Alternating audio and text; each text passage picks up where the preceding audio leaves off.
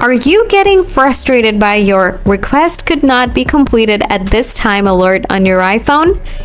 This common issue can be quite disruptive, but don't worry. In this tutorial, I'm going to guide you through the steps to resolve your request could not be completed at this time warning issue quickly and efficiently.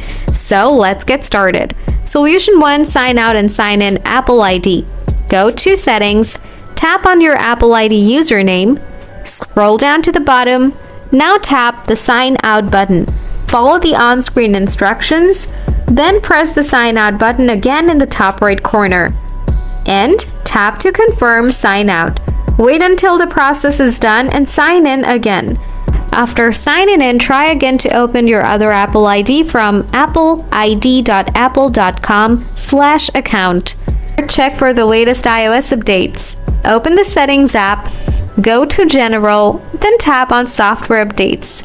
Now check and install any available updates and ensure your iPhone is charged at least 50% or more while updating.